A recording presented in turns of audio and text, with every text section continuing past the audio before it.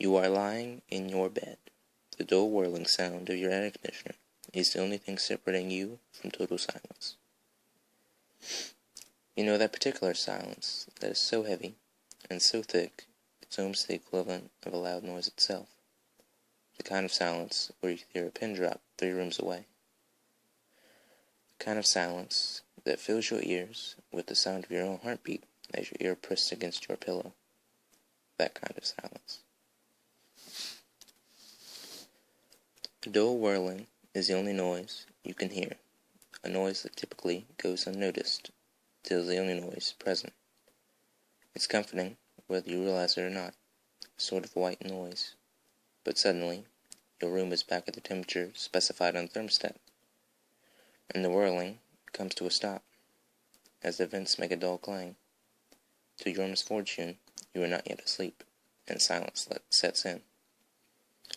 You should be comforted by the knowledge that you can hear anything and everything in your surroundings, making up for your lack of vision provided by the darkness. But you aren't. It's this very environment that sets you on edge, causes your heart to beat a bit faster, makes your body tense without explanation, and that makes you aware when you are not alone. But you are alone, right? You've been lying there with your eyes closed for almost 15 minutes now, and you made sure everything was normal in your room before you turned the light off. You're a smart one. All those Facebook quizzes you took have just reinforced what you already know. If you were in a horror movie, you'd survive until the end. You've even made a carefully laid out plan of what you do in any of the situations you've read about on Creepypasta.com. But that stuff is just nonsense anyway, right? You aren't scared, or at least that's what you keep telling yourself. But wait, what was that? Was that the rustling of fabric? But you didn't shift in your bed, or make any movement. Did you make that noise? No, you couldn't have. You're paralyzed in your bed, stiff with an uneasiness that was not present until these very moments. You must have imagined it. You must have. You roll over to face the wall, out of sight, out of mind. If there's something in the room with you, it'll just have to accept that you are too tired to deal with it at this very moment. You're still stricken with uneasiness as you hear rustling again. This time, the rustling is accompanied by a soft thud on the ground. Your heart seizes in your chest. Did you really just hear that? No. You've just gotten yourself worked up about nothing. You really should stop playing horror survival games so late at night. It's messing with your brain. You're a rational person. Stop acting so childish and just fall asleep already. You close your eyes tightly, silently hoping sleep would whisk you away soon. You're practically begging for the safety of your non-existent dream world of your own creation. You're running away, in a sense, but there's nothing there, right? You're just tired. I know. As your eyes are clenched tightly shut, you become aware that no matter how much you want to, you can no longer move your arms and legs. Come on now. Are you really letting this get to you? What are you, 12 years old? Suck it up and fall asleep already.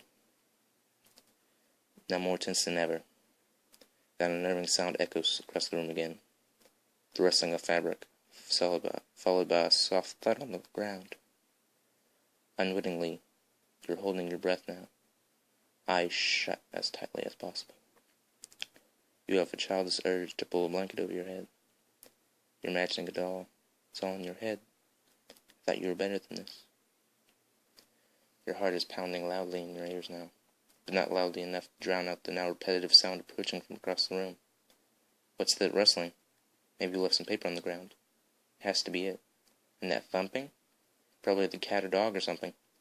You probably ran in here when you weren't looking before you closed the door. Yeah, you're just paranoid. The noise is now within the foot of your bed, and with your back to it, you don't dare turn to investigate. Not that it'd do much good. The only light in your room is the dull glow of your cell phone on the nightstand next to you. You plugged it in before you crawled into bed, remember? But you don't dare turn around and look. There's nothing there anyway. Minutes that feel like hours pass as you face your wall, stiff as a board, unable to move your uncooperative body. You haven't heard noises in a while now. Not since it reached the edge of your bed. You know there's nothing there, you silly. It's the silence. It's messing with you. You really should have turned on some music or something before you went to bed. Oh well, maybe next time. Suddenly, a familiar clang echoes through the room, followed by that familiar whirling.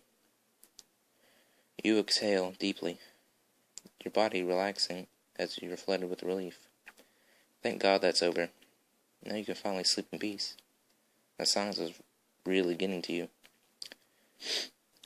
You roll over and open your eyes to check the time on your lit cell phone. It must have been at least an hour since you first went to bed. You were greeted face to face with this ear-to-ear grin. Dimly lit eye sockets, where eyes once resided, stare intently at you. Ah, I see you're still awake.